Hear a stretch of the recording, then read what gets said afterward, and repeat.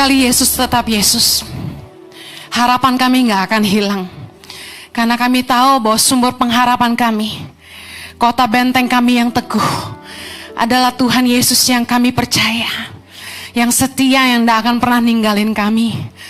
Di dalam kesesakan pertolongan-Mu sangat terbukti. Terima kasih Tuhan. Bapa, kami bersyukur, ajar kami untuk mencintai-Mu selamanya, mengasihi-Mu dengan seluruh hidup kami Tuhan.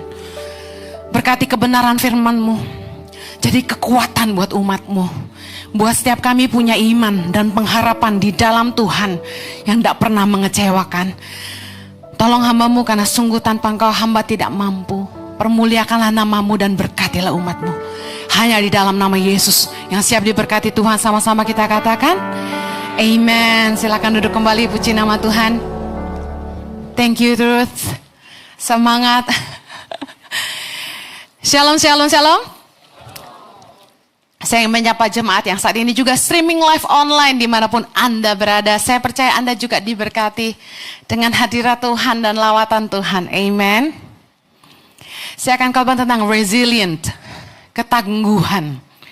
Ketangguhan. Yakobus 1 ayat 12. Kita baca sama-sama. Berbahagialah orang yang bertahan dalam pencobaan, sebab apabila ia sudah tahan uji, ia akan menerima mahkota kehidupan yang dijanjikan Allah kepada barang siapa yang mengasihi Dia. Yang mau terima mahkota kehidupan, katakan amin. Bapak Ibu Saudari sekalian, saya percaya bahwa Tuhan mau kita jadi umat yang tangguh, katakan amin. Umat yang gak gampang menyerah, apalagi sampai meninggalkan iman. Tapi kita semua punya daya tahan terhadap tekanan. Hari gini, yang dicari itu bukan hanya kecerdasan dan keahlian, tapi orang-orang yang punya daya tahan. Kita kalau beli barang, kita cari yang berkualitas. Kita cari meskipun harganya mahal, kita berani beli. Karena apa? Daya tahan. Buat apa beli murah-murah sebentar rusak? Yang setuju katakan amin. Kita mau kualitas. Kualitas dalam hidup kita di mata Allah adalah daya tahan kita, ketangguhan kita dalam mempertahankan iman, melewati berbagai pencobaan, berbagai penderitaan dan pergumulan di hidup kita. Amen. Saya belajar bahwa segala macam penderitaan, pergumulan dan tantangan di hidup kita adalah hal-hal yang justru Tuhan izinkan terjadi di hidup kita supaya kita menjadi umat yang tangguh. Kita ngalamin proses di mana kita nggak punya jalan keluar selain berpaling kepada Tuhan yang besar. Akhirnya kita ngalamin mujizat dan melihat bahwa Tuhan itu nyata di hidup kita. Kita akhirnya sadar bahwa mengandalkan manusia itu salah, kita harus mengandalkan Allah. Yang setuju katakan amin. Saya ingin share kunci untuk memiliki ketangguhan. 5 poin. Yang pertama, kalau Anda pengen jadi orang yang tangguh, yang pertama, ketenangan dalam menghadapi masalah menjadi kunci. Yesaya 30 ayat yang ke-15, kita baca sama-sama. Sebab beginilah firman Tuhan Allah yang Maha Kudus, Allah Israel. Dengan bertobat dan tinggal diam, kamu akan diselamatkan. Dalam tinggal tenang dan percaya terletak kekuatanmu. Dalam tinggal tenang dan percaya terletak kekuatan kita. Anda kalau mau jadi umat yang tangguh, menghadapi masalah apapun di hidup ini, harus tenang. Ketenangan dalam menghadapi masalah membantu kita untuk bisa mengintrospeksi diri, membuat kita bisa tetap berpikir jernih, dan membuat kita bisa merespon dengan benar. Yang setuju katakan amin. Nomor 1 waktu diterpa masalah, di dalam ketenangan, dikatakan firman Tuhan gini, dengan bertobat dan tinggal diam, kamu akan diselamatkan. Jadi waktu Anda ngalamin masalah, nomor 1 itu cari Tuhan. Mazmur 46 ayat 2 berkata bahwa Allah itu bagi kita tempat perlindungan dan kekuatan. Sebagai penolong dalam kesesakan sangat terbukti. Anda mau tetap kuat? Cari Tuhan. Dia sumber kekuatan, dia sumber pertolongan. Katakan sama-sama saya, Tuhan sumber kekuatan, Tuhan sumber pertolongan. Di dalam masalah, pejamkan mata dan berdoa. Tuhan tolong saya. Amen. Di saat kita mulai tenang, dikatakan dengan bertobat dan tinggal diam kamu akan diselamatkan. Ada pertobatan di situ yang harusnya terjadi. Waktu masalah datang, jangan selalu salahin orang. Jangan sibuk salahin kanan kiri. Jangan salahin setan melulu. Kita harus introspeksi diri. Apa yang kita tabur sampai kita tuai hari ini? Kesalahan apa yang kita buat sampai terjadi hari ini? Contoh, saya kalau ada masalah, saya selalu mikirin salah saya di mana ya? Contoh, ya saya terlalu misalnya ngandalin orang yang saya percaya. Gak heran ditipu. Karena terlalu mengandalkan manusia gak boleh, saudara. Amin. Kita harus hati-hati. Jadi saya gak cepet-cepet nyalain orang, introspeksi dulu diri sendiri. Ampuni Tuhan kalau saya ngandalin orang. Harus ada pertobatan. Dengan tinggal tenang dan percaya terletak kekuatanmu. Saya percaya waktu kita tenang dalam hadirat Tuhan dan minta pertolongan Tuhan, di situ hikmat Tuhan datang. Dalam kesunyian Tuhan bisa bicara sama kita. Kasih kita hikmat, jalan keluar apa yang saya harus ambil Tuhan. Saya percaya Anda sama dengan saya, kita ini kekurangan hikmat, benar nggak? Kita kadang nggak tahu kita mesti gimana ya. Akal kita udah habis. Tenaga juga udah habis. Kita butuh Tuhan. Yang butuh Tuhan katakan amin. Waktu kita dalam masalah tuh ya, kita penting banget datang sama Tuhan sumber pertolongan kita. Dan di situ hikmat Tuhan mengalir. Kalaupun Tuhan gak bicara apa-apa, percayalah apa yang harus dibukakan akan dibukakan. Amin. Dan Tuhan akan tunjukin jalan yang terang. Jangan sibuk nyalahin kanan kiri, introspeksi diri. Dalam Ratapan 3 ayat 40, marilah kita menyelidiki dan memeriksa hidup kita dan berpaling kepada Tuhan. Jangan punya victim mentality. Harus punya winner mentality. Amen. Orang yang tidak merasa bersalah tidak bisa berubah. Perubahan perlu dikerjakan, tapi kita harus ngerti salahnya di mana gitu. Contoh, kebocoran ini terjadi karena apa ya? Lalainya karena apa ya? Sistem udah jalan misalnya. Oh, terlalu ngandalin dan percaya satu orang, misal gitu. Kita harus cari kesalahannya. Baru kita buat perubahan. Tanpa ngerti salahnya di mana, bagaimana mau bikin perubahan? Yang mengerti katakan amin. Ketika masalah datang, tetap tenanglah. Supaya kita bisa tetap berpikir jernih. Supaya kita bisa merespon dengan benar. Karena panik gak menolong. Firman Tuhan berkata, orang yang tergesa-gesa pasti salah langkah. Jangan langsung mikirin jalan keluar, oh kayaknya harus begini, kayaknya harus begitu. Saya tuh kalau punya masalah, saya tenang dulu 2 hari. Hari ketiga baru putusin. Karena Yesus bangkit hari ketiga. Kita pingsan dulu. Ya, bergumul dulu, doa dulu, pikirin dulu, renungin dulu. Ya biasanya kalau lagi ada masalah saya kurang tidur karena stres pasti ya.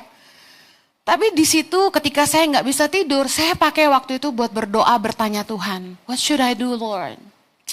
Aku harus gimana Tuhan? Tolong aku Tuhan, saya berseru terus. Susah tidur, jangan main handphone, doa. Amen. Dan taruh percaya kita. Jangan sampai di tempat yang salah. Yang kedua, kunci untuk memiliki ketangguhan. Jangan terpuruk.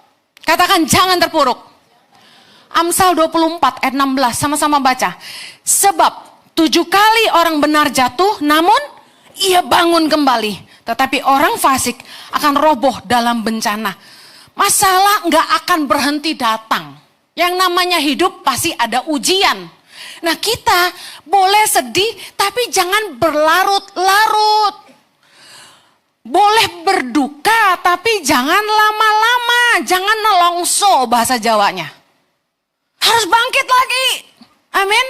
Harus menemukan kekuatan untuk bangkit kembali. Saya jadi ingat waktu saya dulu patah hati sama pacar saya, Pak Jojo. Jadi sempat di dalam masa kami pacaran itu dia dekat dengan teman sepelayanan. Karena ketemu saya cuma hari Minggu di gereja dan hari Senin setengah hari, selebihnya sama cewek itu terus. Karena pelayanan terus. Wah, saya sedihnya minta ampun. Sampai saya patah hati, sampai saya nangis berhari-hari. Nah, suatu hari teman baik saya datang ke kamar saya dan bilang begini, jangan bodoh kamu, bangkit kamu. Kamu nangis-nangis, cewek itu ketawa-ketawa. Saya kaget, oh iya ya, bodoh sekali saya. Ngapain cuma si Jojo aja gue nangis-nangis. Banyak yang mau sama gue. Gitu. Apapun alasan yang kamu pakai, bangkitlah. Amin. Akhirnya saya mulai bangkit. Main keyboard saya. Mulai nyembah Tuhan. Cari kekuatan. Saya bilang sama diri saya harus bangkit. Wah, habis itu saya gak peduli sama Jojo itu. Saya pikir lu mau sama dia, lu sama dia. Gue bisa sama yang lain. Keadaan terbalik, dia yang ngejar-ngejar saya. Haleluya. Amin. Jangan terpuruk. Dunia gak selebar daun kelor. Udah jangan ngoyo. Kalau emang jodoh pasti balik. Amin. Lagian cakepan saya daripada cewek itu. Haleluya. Nyesel dia kalau gak jadi sama saya waktu itu, ya kan? Enggak lah, masing-masing orang ada lebihnya. Terlalu bertingkah, tapi saya menyemangati diri, saudara. Daripada patah hati dan terpuruk. Apapun alasan yang bisa kamu pakai untuk bangkit, bangkitlah. Jangan terpuruk. Orang benar 7 kali jatuh, tapi dia bangkit kembali. Jatuh itu biasa, tapi jangan tetap tinggal dalam kejatuhan. Bangkitlah, amin. Mazmur 37 berkata, ayat 23. Tuhan menetapkan langkah-langkah orang yang hidupnya berkenan kepadanya. Ayat 24 sama-sama. Apabila ia jatuh, tidaklah sampai tergeletak. Sebab Tuhan menopang tangannya. Katakan amin. Kalaupun kita jatuh, percayalah Tuhan tuh setia, tidak akan biarkan kita terpuruk. Amin. Bangkit. Kalau Anda sampai jatuh dalam dosa dan kegagalan, jangan lalu tinggal dalam kejatuhan. Bertobat dan bangkit kembali. Sadari kesalahanmu dan bertobat sungguh-sungguh. Jauhi medan dosa, putuslah sama selingkuhan, apalah pokoknya. Amin. Kalau tahu salah jangan diteruskan. Saya pernah ngajarin staf saya gini, kalau udah salah jangan tambah salah. Artinya, kalau sadar udah salah berhenti. Bertobat, jangan lakukan lagi. Jangan malah udah salah bikin tambah salah. Diterusin, jangan. Mentalitas orang benar. Jatuh itu gak bisa dihindari. Banyak orang jatuh. Tapi yang menentukan adalah apa kamu bangkit atau kamu tetap jatuh. Kamu harus bangkit. Pilihlah untuk tidak terpuruk. Amin. Masalah kita akan datang. Jangan sampai terpuruk. Hadapi itu. Itu yang akan bikin kita makin kuat dan tambah kuat. Katakan amin. Yang ketiga, kunci untuk memiliki ketangguhan. Kemampuan beradaptasi. Filipi 4 ayat 11 berkata gini, kukatakan ini bukanlah karena kekurangan, sebab aku telah belajar mencukupkan diri dalam segala keadaan. Terjemahan New Living Translation-nya asik. Not that I was ever in it, but I have learned how to get along happily whether I have much or little. Jadi gini, hidup kita kadang di atas, kadang di bawah katanya gitu. Kadang lagi banyak duit, kadang bokeh. Tapi intinya gini, dalam keadaan apapun bersyukurlah. Ada yang berkata gini, orang yang mampu bertahan bukanlah orang yang paling kuat, tapi mereka yang mampu beradaptasi. Hewan bukan yang paling kuat, yang paling menang. Tapi hewan yang mampu beradaptasi. Dia makan apa yang ada daripada dia mati. Kita pernah nonton film orang yang terdampar di pulau, dia kapalnya karam. Dia bisa bertahan hidup kalau beradaptasi. Biasanya nggak makan daun misalnya. biasanya nggak makan ulat-ulat di pohon, ini harus makan. Demi apa? Bertahan hidup. Orang yang bisa bertahan, punya ketangguhan, bukanlah orang yang punya kekuatan secara fisik, tapi mereka yang mampu beradaptasi dengan keadaan. Contoh, waktu saya mengikuti panggilan Tuhan untuk pulang ke Indonesia dan merintis pelayanan yang waktu itu saya nggak ngerti Tuhan mau bawa kemana. Jujur kata, perubahan yang paling signifikan itu adalah standar hidup. Saya yang biasa hidup nyaman, tiba-tiba harus keluar dari rasa nyaman. Waktu saya mau menikah sama Pastor Jojo, mama saya tuh malam sebelum kami besok tuh wedding day, mama saya bilang gini, kamu yakin mau nikah sama Jojo? Dia pendeta loh. Anda ngerti maksudnya? Lu siap susah gitu? Saya bilang, saya siap. Malam itu saya balik badan karena saya tidur sama mami saya nangis. Karena saya sedih gitu loh. Kayaknya saya mengecewakan mama saya. Ya anak perempuan gua akhirnya nikahnya sama yang kerek gitu kan ya, kurang lebih. Tapi saya berjanji pada diri saya, malam itu juga, bahwa kalau setelah saya nikah sama Jojo karena panggilannya, kalau sampai saya susah, saya tidak akan pernah cerita sama mama saya. Dan itu saya lakukan. Saya tidak pernah cerita. Jadi waktu kami pulang ke Indonesia dan mengambil keputusan untuk mengikuti panggilan Tuhan, kita jadi susah. Dari mewah jadi susah. Dari ada jadi sederhana sekali gitu. Dan saya berusaha menurunkan standar hidup saya sampai yang terbawah. Bayangin uang sayur waktu itu, 1 minggu saya cuma atur budget 250.000 harus bisa bertahan hidup 1 minggu. Anak 2. Gimana coba? Ngirit banget. Gue sampai ke pasar yang paling becek. Ngerti kan? Yang paling murah gitu loh. Sampai saya beli ikan 10.000. Kecil. Ayam 10.000. Kebayang ayam apa 10.000? Ayam pejantan yang kecil banget tuh loh. Sampai suami saya makan tuh bingung. Ayamnya kecil banget apa burung? Saking sederhananya. Dibandingin hidup kami di Australia yang ala mewah. Makan steak seminggu sekali. Jauh saudara. Tapi saya berusaha beradaptasi kalau kami harus susah. Gak bisa foya-foya. Nah, saya mau kasih tahu gini. Kalau saat ini pendapatanmu berkurang, atau bisnismu gak jalan, atau keuanganmu sedang kurang baik, turunkan gaya hidupmu. Banyak orang udah susah tapi gaya. Restruktur ulang anggaranmu. Kaji kembali langkah-langkah efektivitas yang bisa diambil. Misalnya, ya udah kebanyakan karyawan, ya udah pangkas-pangkas yang kurang perlu. Pangkas pengeluaran-pengeluaran yang rasanya pemborosan, enggak esensi.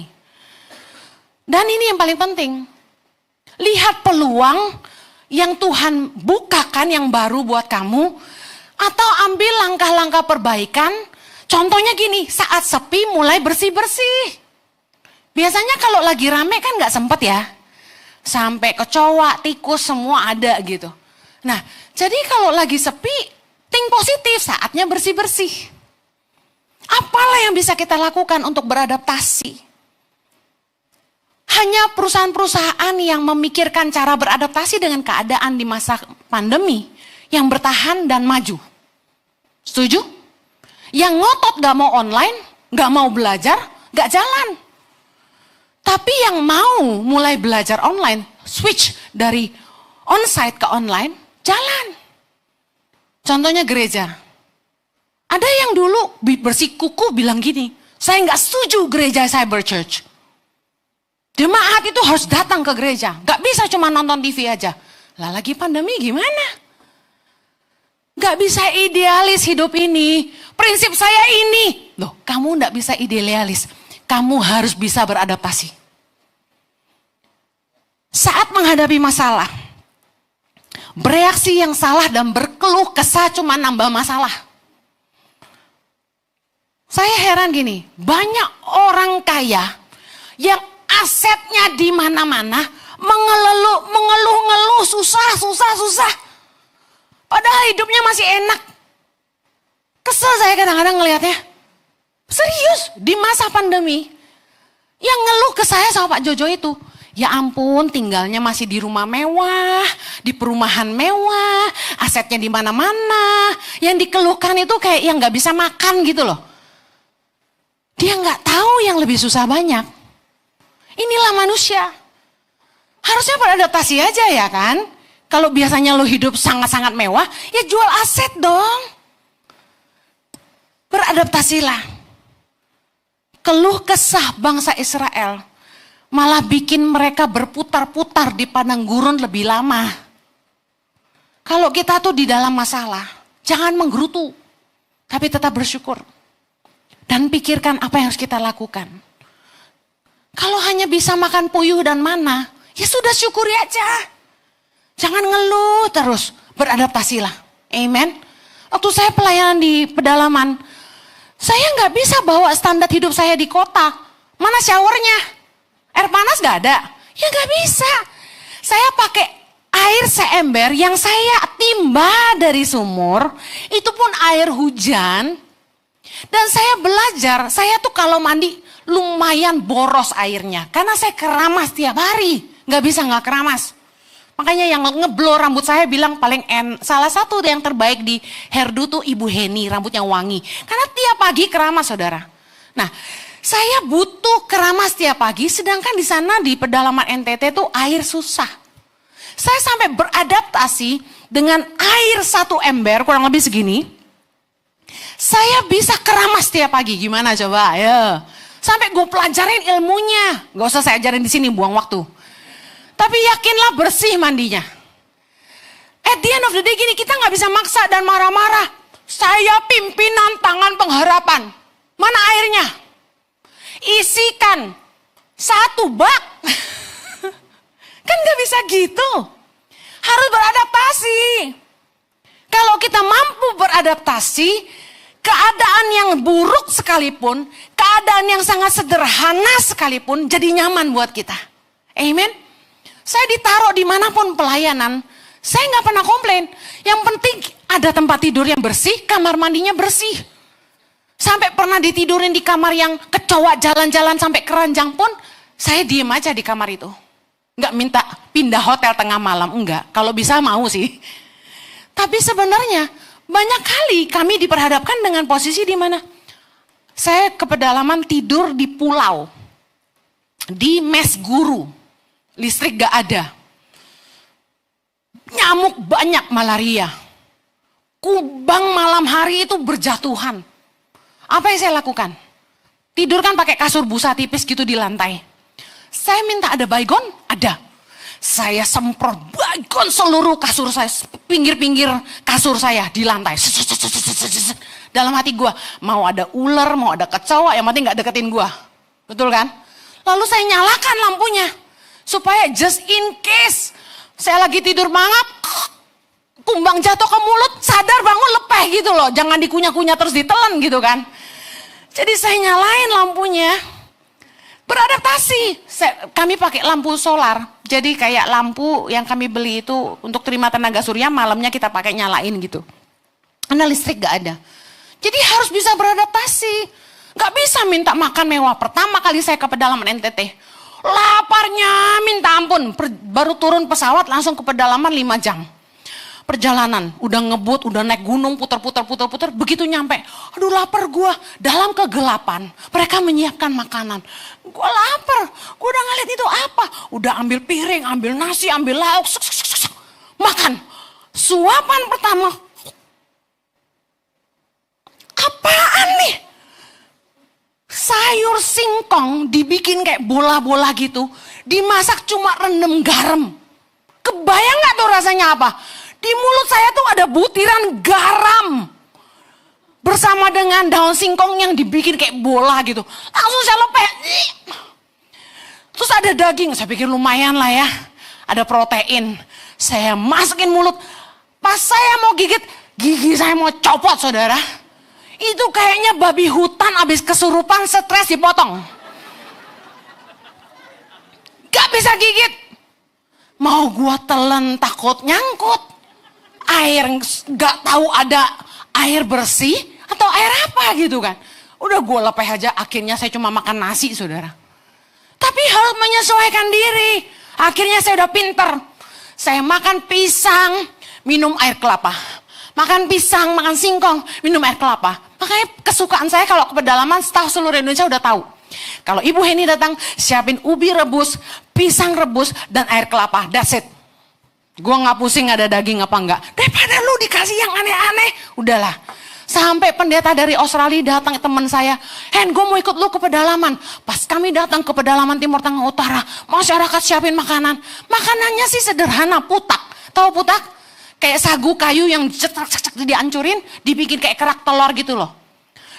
Kelihatannya kayak kue putu. Tapi nggak ada rasa. Nah kita makannya harus pakai gula aren yang cair itu. Mantap, enak banget. Cuma satu masalahnya. Apa? Lalernya banyak banget. Itu selama kita, mari kita sambut Ibu Heni, founder Yayasan Tangan Pengharapan. Acara yang terhormat, yang terhormat, yang terhormat. Gue liatin lalat terus, lama banget. Itu udah dilalerin, gimana makannya. Sampai akhirnya gue udah lapar, udah dalam nama Yesus. Makan saya. Itu pendeta dari Australia bilang gini, kacau si Heni, bisa telan dia. Beradaptasi, kalau enggak kamu enggak survive. Key to survival, the ability to adapt. Katakan amin. Yang keempat, kunci untuk memiliki ketangguhan. Miliki ketabahan atau kekuatan mental. Harus tabah. Katakan kanan kirimu, harus tabah. Lukas 22. Ingat tentang ketika Yesus ketakutan di Taman Getsemani dia berdoa? Dikatakan dalam Lukas 22 ayat 42 dikatakan gini. Ya Bapakku, jikalau engkau mau ambillah cawan ini daripadaku, tapi bukanlah kehendakku melainkan kehendakmu lah yang terjadi. Maka seorang malaikat dari langit menampakkan diri kepadanya untuk memberikan kekuatan kepadanya. Bayangin nih, Yesus berarti udah sangat-sangat ketakutan sampai malaikat datang untuk memberikan kekuatan. Ayat 44, ia sangat ketakutan dan makin bersungguh-sungguh berdoa. Peluhnya menjadi seperti titik-titik darah yang bertetesan ke tanah. Saya percaya Yesus dalam, kalau ukuran psikolog, ini udah stres tingkat tinggi. Karena kalau sampai udah keluar keringat darah, itu artinya pembuluh darah udah pecah. Stres banget, lebih dari GERD. Amen. Nah, apa yang Yesus lakukan adalah gini, dia berdoa. Kita belajar dari Yesus, kalau udah stres banget tuh doa. Minta kekuatan dari Tuhan. Dan ini yang saya belajar. Bahwa di dalam tekanan mental yang luar biasa, Yesus menyerahkan hidupnya ke dalam kedaulatan kehendak Bapa. Kalau kamu mau belajar tabah, mempercayai hidupmu kepada Tuhan adalah tempat paling aman. Meskipun yang harus kita jalani sangat berat, tapi percayalah Tuhan berdaulat. Jadi waktu kamu stres berat, kamu doa gini, aku percaya gak ada sesuatu pun yang terjadi dalam hidupku di luar dari kehendakmu. Hanya apa yang Tuhan izinkan terjadi, itu yang akan aku alami. Dan pegang 1 Korintus 10:13. Bahwa pencobaan-pencobaan yang kita alami tidak akan pernah melampaui kekuatan kita. Karena kita punya Tuhan yang setia. Yang pasti akan menyediakan jalan keluar dan kekuatan untuk menanggungnya. Yang percaya katakan amin. Waktu kita takut, saatnya untuk berlutut. Yakinlah, jangan menyerah. Serahkan hidupmu kepada Allah.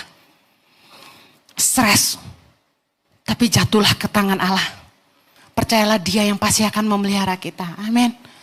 Waktu kita sedang stres berat, datang sama manusia itu gak menolong. Yang ada kita malah makin takut. Serahkan hidupmu kepada Allah. Yang terakhir, kunci untuk memiliki ketangguhan. Melihat dari sudut pandang iman. Lukas 18 ayat 27. Sama-sama. Kata Yesus, apa yang tidak mungkin bagi manusia, mungkin bagi Allah. Baca sama-sama sekali lagi dengan keras. 3, 2, 1. Apa yang tidak mungkin bagi manusia, mungkin bagi Allah. Apapun masalahmu, kamu harus punya pandangan ini. Bahwa apa yang tidak mungkin bagi manusia, itu mungkin bagi Allah.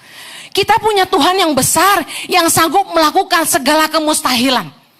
Waktu anak saya, Chloe dan Zoe, berangkat ke Australia. Bulan Juli tahun lalu, saya bilang sama anak-anak saya, jangan cari kerjaan yang cuma pakai otot tapi pakai otak.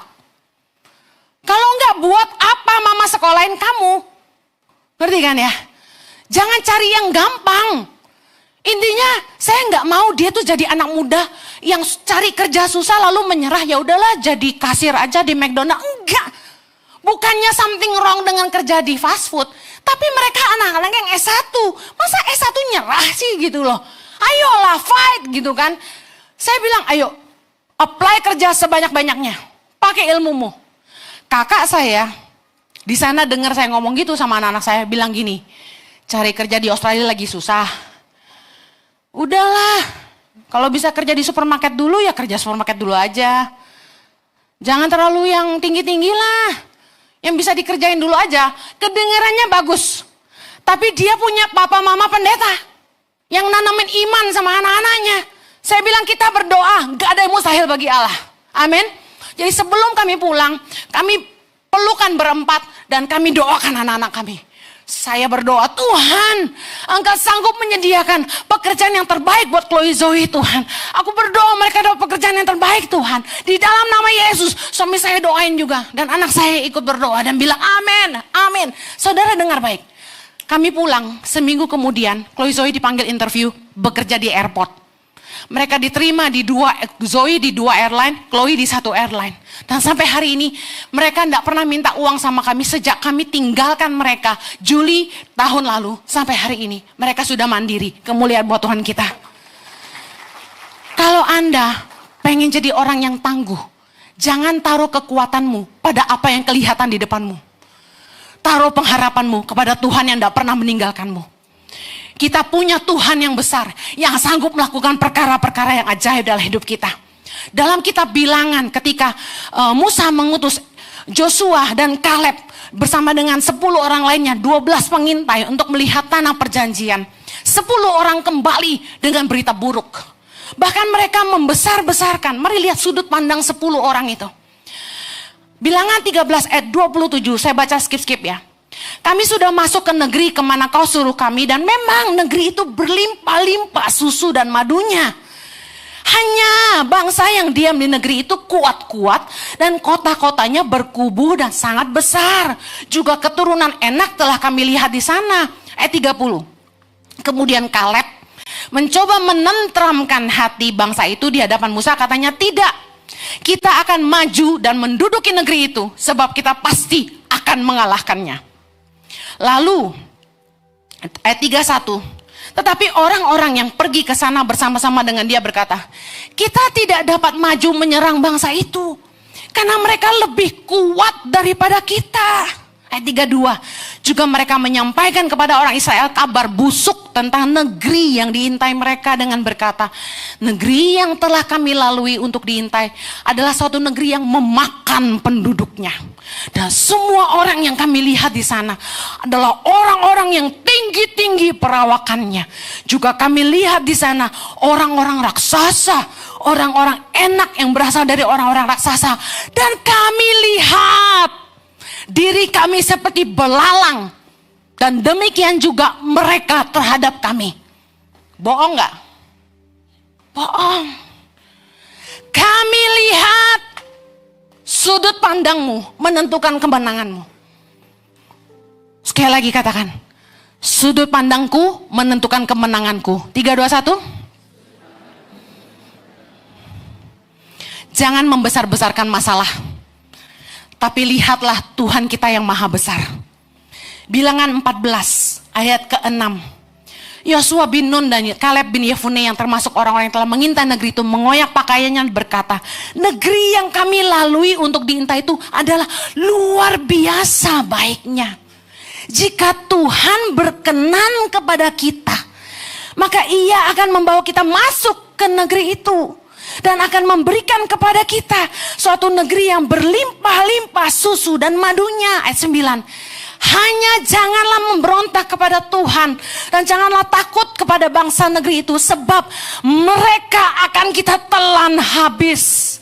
Yang melindungi mereka sudah meninggalkan mereka. Sedang Tuhan menyertai kita. Janganlah takut kepada mereka. Dalam hidup kita ngalamin masalah yang sama dengan pandangan yang berbeda.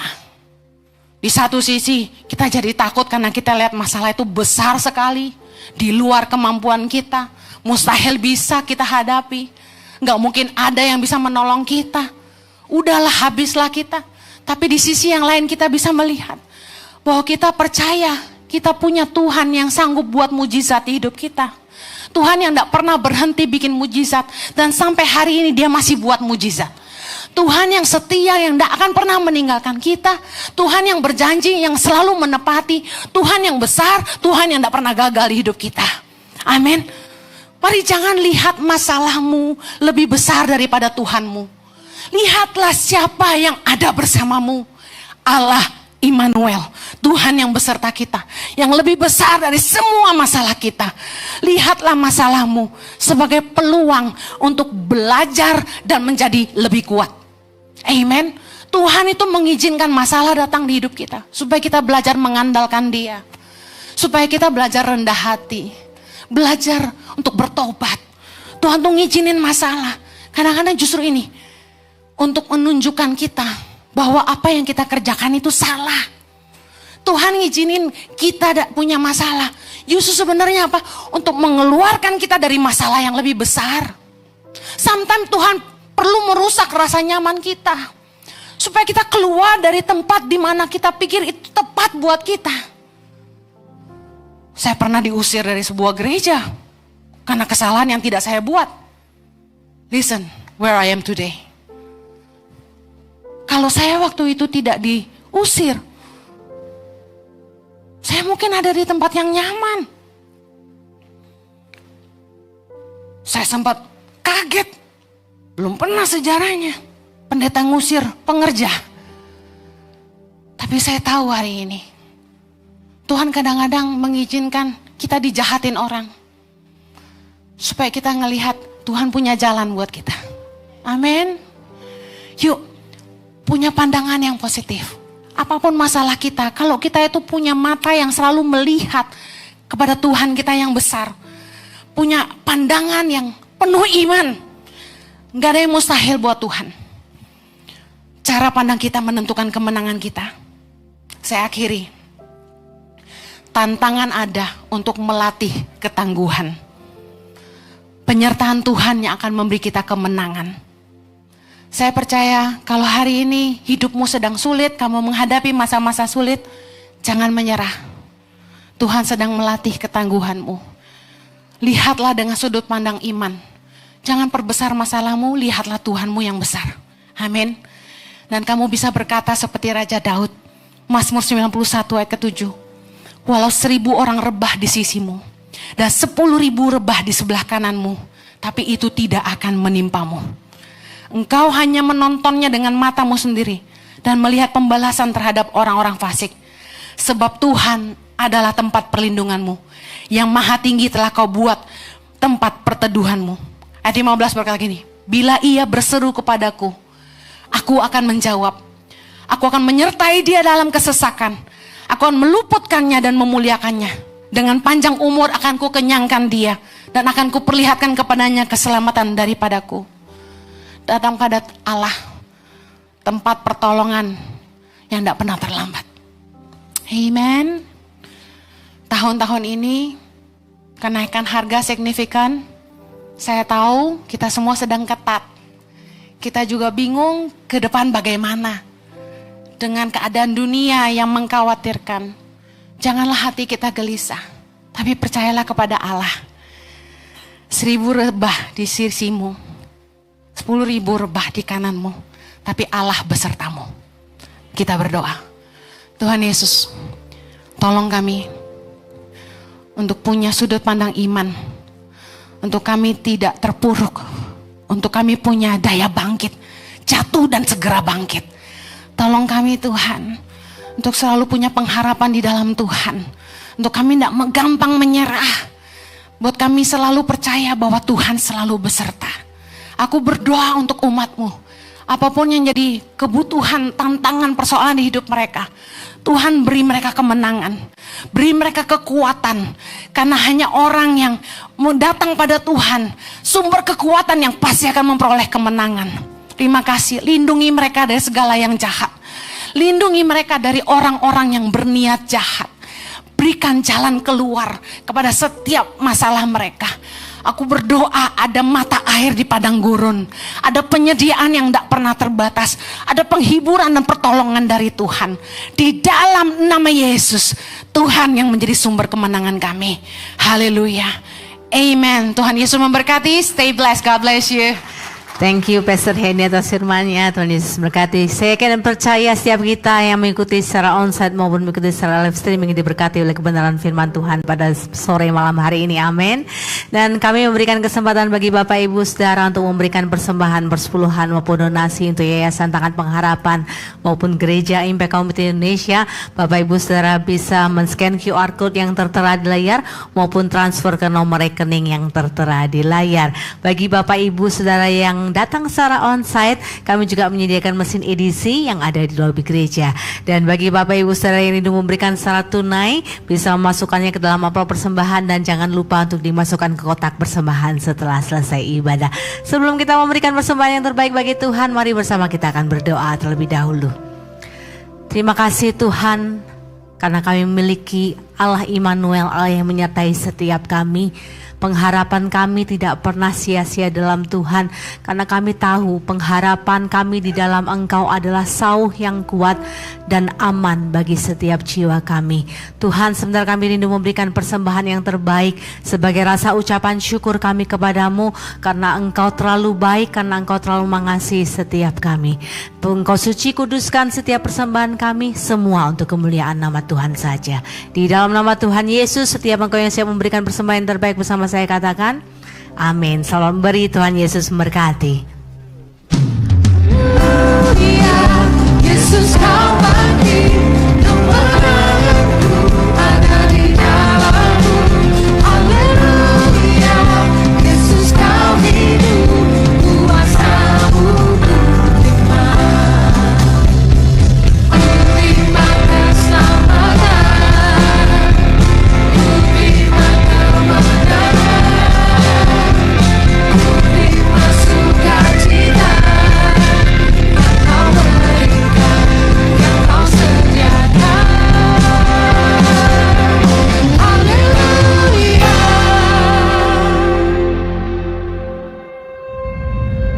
Terima kasih bagi Bapak Ibu Saudara yang telah berkontribusi dalam kampanye Tas Harapan bagi Anak Pedalaman. Saat ini sudah lebih dari 4.500 tas berhasil terkumpul untuk anak-anak di pedalaman Indonesia.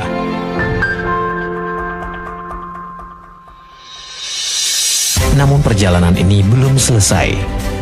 Kami masih membutuhkan dukungan untuk membantu 5.500 anak lainnya yang hingga hari ini masih pergi sekolah dengan tas rusak, kantong plastik, bahkan tanpa tas sama sekali.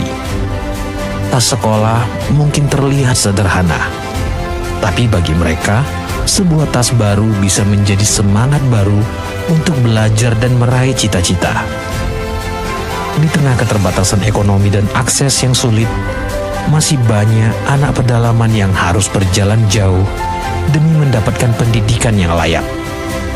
Hari ini, Anda bisa menjadi bagian dari perubahan itu.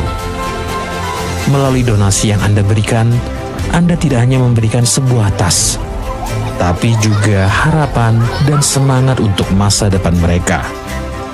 Dan sebagai bentuk terima kasih, kami telah menyiapkan gift spesial bagi Anda yang berdonasi hari ini. Mari bersama melengkapi 10.000 tas untuk anak-anak pedalaman Indonesia.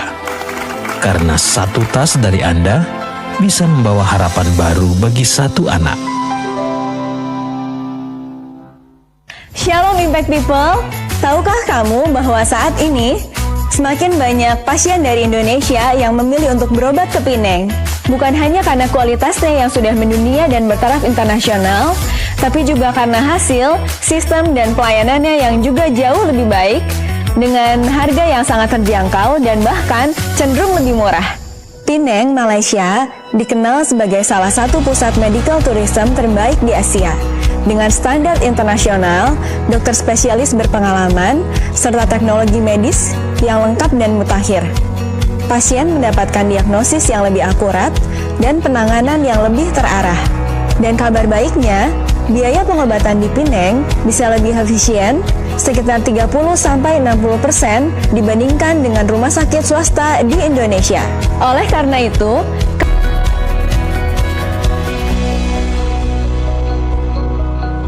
Shalom, bertemu kembali bersama saya Reta dalam Warta Jemaat Impact Community Indonesia. Mari hadir dalam ibadah 60 Minute Worship yang dilaksanakan setiap hari Rabu pukul 19.30 secara onsite di Gereja Impact Community Indonesia. Mari bergabung dalam kelas Bible Study, tempat di mana Anda bisa bertumbuh dan mendalami firman Tuhan. Sabtu 23 Mei jam 9 pagi via Zoom. Akan diadakan baptisan air pada hari Sabtu 23 Mei 2026 jam 4 sore di Kelapa Gading. Bagi Anda yang rindu dibaptis, silahkan daftarkan diri Anda. Mari mengalami perjalanan rohani tak terlupakan ke Turki, 7 gereja Wahyu dan Kapadokia pada tanggal 20 September hingga 3 Oktober mendatang. Slot sangat terbatas. Daftarkan diri Anda sekarang juga dan jadikan perjalanan ini sebagai pengalaman yang mengubahkan hidup Anda. Demikian Warta Jemaat minggu ini. Tuhan Yesus memberkati. Dan kami ingin menyambut bagi Bapak Ibu Saudara yang baru pertama kali hadir di Gereja Impact Community Indonesia, boleh lambaikan tangannya tinggi-tinggi. Para asyar akan memberikan welcome card. Di sebelah kiri saya ada, agak ujung sebelah kiri saya ada lagi Bapak Ibu Saudara yang baru pertama kali hadir di Gereja Impact Community Indonesia. Silakan lambaikan tangannya. Para asyar akan memberikan welcome card bagi Bapak Ibu Saudara. So welcome to our family.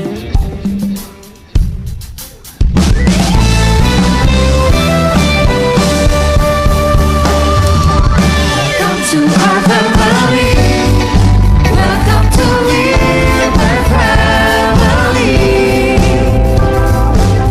Welcome to our family, welcome to Impact Family. Welcome to my family. Bagi Bapak Ibu Saudara yang baru pertama kali hadir, so welcome to our family Gereja Impact Community Indonesia. Dan bagi Bapak Ibu Saudara yang belum tergabung dalam Komsel, kami mengingatkan untuk kita bisa bertemu bersama dalam Komsel Impact Family. Kami mengundang Bapak Ibu Saudara yang baru memasuki Golden Age atau usia senja untuk mengikuti ibadah Impact Senior pada hari Kamis tanggal 21 Mei 2026 pukul 11 siang di Gereja Impact Community Indonesia. Demikian pengumuman tambahan pada sore malam hari ini. Tuhan Yesus memberkati setiap kita. Sebelumnya mengucapkan terima kasih buat setiap kesaksian Bapak Ibu Saudara yang Bapak Ibu Saudara tulis di depan, dan juga setiap pokok doa yang didoakan bersama-sama dengan tim pendoa dan kami semua. Dan saya akan bacakan satu di antaranya, press report yang ada yang masuk. Mengucap syukur atas jawaban doa dari Tuhan. Mamah menerima Kristus sebagai Tuhan dan Juru Selamat, dan saat ini sudah mulai belajar untuk doa pribadi. Kita berikan kemuliaan bagi Tuhan kita, Tuhan yang rindu menyelamatkan setiap keluarga kita, sehingga kita ambil bagian juga di dalamnya. Sehingga saya undang Bapak Ibu Saudara bangkit berdiri dan kita akan berdoa bersama-sama. Kami mengucap syukur Tuhan buat press report yang masuk, mengucap syukur buat segala sesuatu, kesaksian demi kesaksian yang ada, yang mendatangkan kekuatan juga bagi setiap kami. Dan biarlah Tuhan kami mau belajar berani menyaksikannya, karena kami tahu ini bukan tentang kami, doa kami yang dijawab, tapi tentang kebaikan Tuhan yang kami nikmati hari demi hari dalam kehidupan kami, sehingga itu juga bisa mendatangkan kekuatan buat setiap orang yang membacanya. Dan terima kasih juga buat setiap doa demi doa yang masuk, kami bawa ke dalam tangan Tuhan. Setiap pokok doa demi doa yang ada, berdoa dalam setiap umat umat-Mu dalam apa yang mereka sedang hadapi dan jalani Tuhan. Kami berdoa kekuatan daripada Tuhan menyertai setiap mereka. Jadilah mereka umat-umat yang tangguh karena tahu ada Tuhan yang gak pernah berhenti menyertai kehidupan mereka. Mengucap syukur buat firman Tuhan yang disampaikan Pastor Henny Kristianus bagi setiap kami. Kami berdoa Tuhan buat Pastor Jojo, Pastor Henny yang ada dalam setiap apa yang dikerjakan dalam penggembalaan di Impact Community Indonesia, kepemimpinan di tangan pengharapan. Berdoa curahkan setiap hikmat-Mu bagi kehidupan kedua hamba-Mu ini dalam setiap apa yang sedang digumulkan, dirindukan, diputuskan. Tuhan sendiri yang jadi arahan dalam kehidupan mereka. Firman-Mu sendiri yang jadi kekuatan setiap mereka untuk melangkah dalam kehendak-Nya Tuhan. Keluarga mereka pun ada dalam penyertaan Tuhan yang sempurna.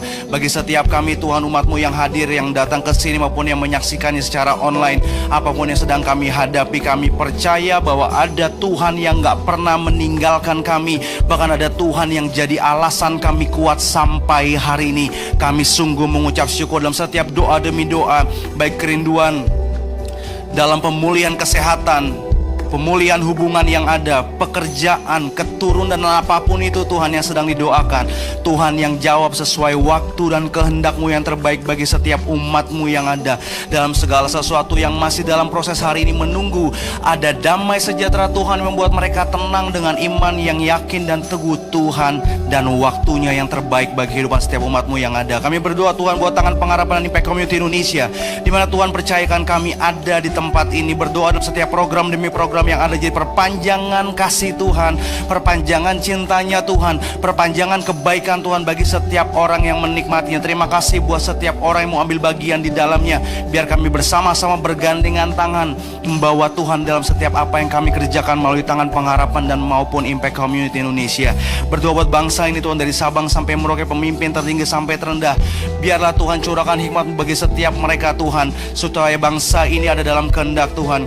Bongkar semua yang tersembunyi, yang dimana ketidakadilan ada di dalamnya. Tapi di dalam nama Yesus Kristus, keadilan Tuhan muncul di Indonesia dalam setiap keputusan demi keputusan di dalam nama Yesus Kristus. Biar ada harapan bagi generasi demi generasi melihat apapun yang terjadi di bangsa ini.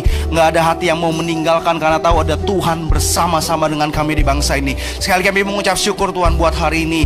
Kami berdoa Tuhan buat penyertaan Tuhan sempurna adanya bagi setiap kami. Dan sebentar kami mau pulang terima berkat daripada Tuhan. Kami angkat tangan kami. Kiranya diberkati Tuhan dalam setiap apa yang kau kerjakan Tuhan buat berhasil. Kiranya kau menikmati setiap perlindungan, penyertaan Tuhan yang sempurna dalam langkahmu dimanapun kau berada. Dan terimalah berkat kasih Allah Bapa yang Maha Tinggi, kasih karunia Yesus Kristus anaknya yang tunggal, serta persekutuan yang manis dengan Roh Kudus menyertai hidupmu dan saya mulai saat ini sampai selama-lamanya. Hidupmu diberkati Tuhan, ada dalam ketangguhan di dalam Tuhan, untuk kau bisa memberkati banyak orang dan mempermuliakan nama Tuhan. Dan di dalam nama Yesus Kristus, satu-satunya Tuhan yang juru selamat kami yang hidup, kami berdoa dan mengucap syukur. Sama-sama kita katakan amin. Selamat hari Minggu, Tuhan Yesus memberkati. Hati-hati di jalan.